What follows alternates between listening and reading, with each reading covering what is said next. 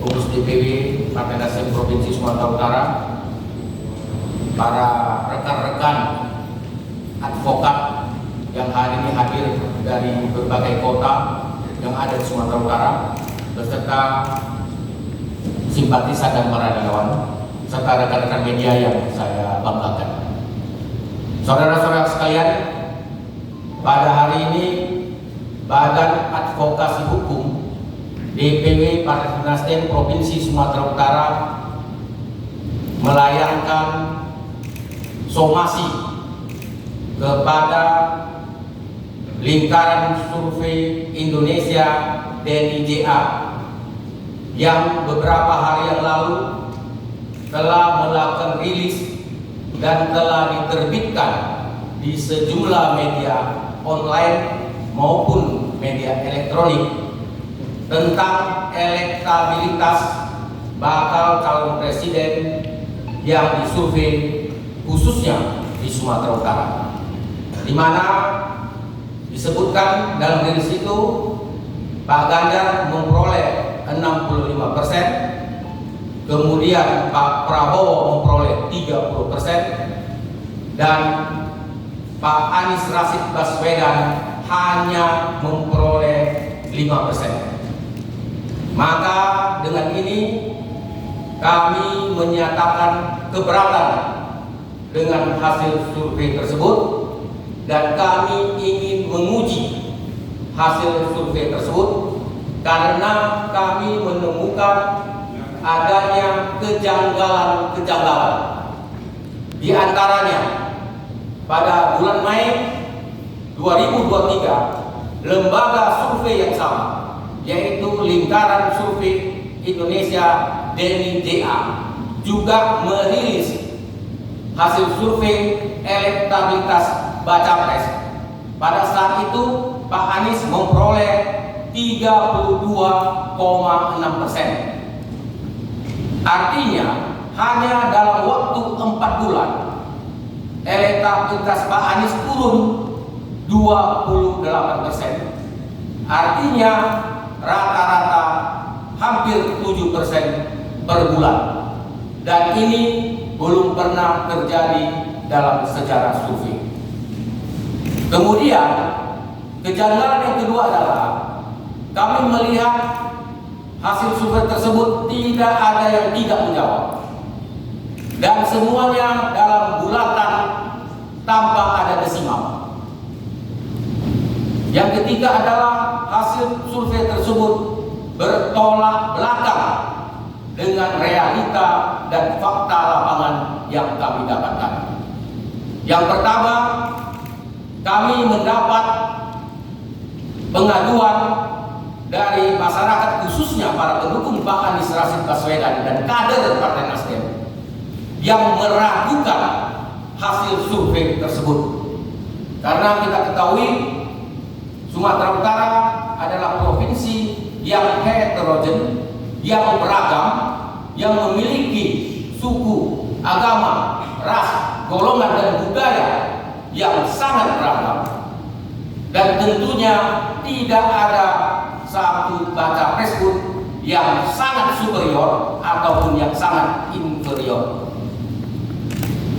Kejanggalan selanjutnya adalah bahwasanya hasil survei tersebut telah dirilis di berbagai media secara masif, dan itu menimbulkan tanda tanya bagi kita. Apalagi kita ketahui dari 33 kabupaten kota yang ada di Sumatera Utara, 20 kabupaten kota merupakan basis pendukung Pak Anies, yaitu kabupaten kota yang berada di pesisir timur dan Tapanuli bagian selatan. Dan kami memprediksikan di 20 kabupaten kota Pak Anies akan menang secara mutlak. Untuk itu, maka kami meminta dengan tegas kepada Lingkaran Survei Indonesia (LSI), pertama, untuk menyampaikan bagaimana penerapan dan metodologi yang dilakukan dalam survei tersebut. Kedua adalah sebaran responden atau sampel yang dilakukan. Yang ketiga adalah jumlah responden dan sampel yang dilakukan di Sumatera Utara.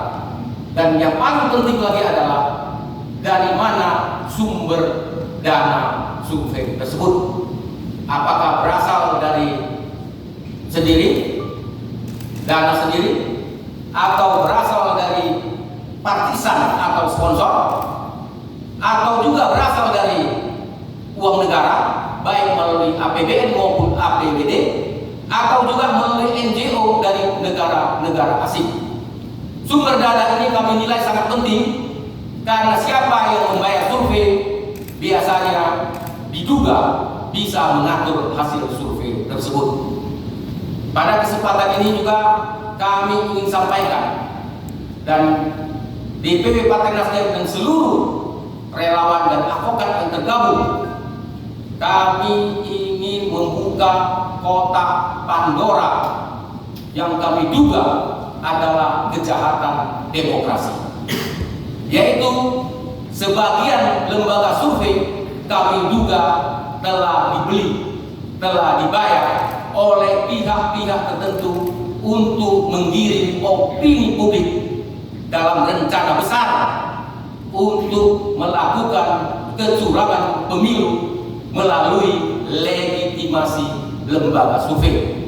Dan ini tentu saja sangat berbahaya bagi demokrasi kita. Ini akan membenturkan anak bangsa, menimbulkan perpecahan dan menciderai keadilan masyarakat Sumatera Utara, khususnya para pendukung Anies Rashid Baswedan.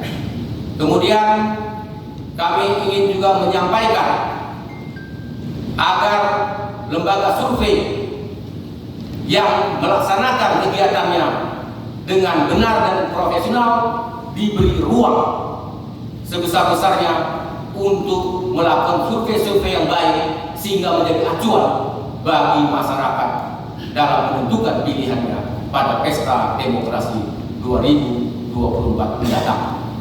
Kemudian kami juga mendesak asosiasi lembaga survei berikut juga, termasuk pemerintah, dalam hal ini adalah otoritas jasa keuangan, untuk melakukan investigasi aliran dana kepada lembaga-lembaga survei yang kami duga rutin melakukan survei dan menggiring opini publik kepada pihak-pihak tertentu.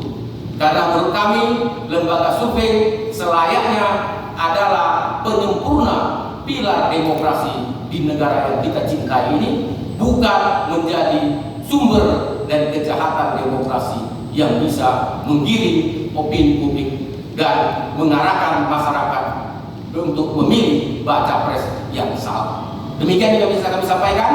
Sekali lagi kami ucapkan terima kasih. Mungkin kalau mau tambahkan Pak Sarwani, cukup, Pak Salman cukup, Pak Arifani cukup.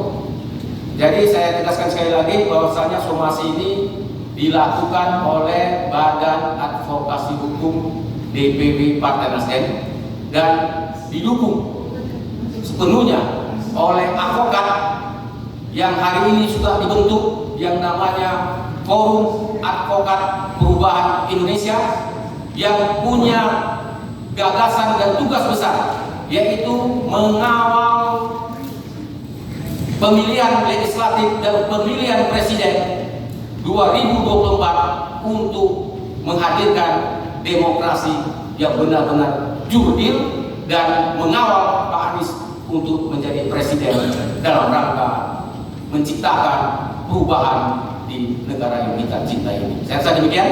Terima kasih. Mungkin ada yang mau bertanya, silakan. Saya akhiri.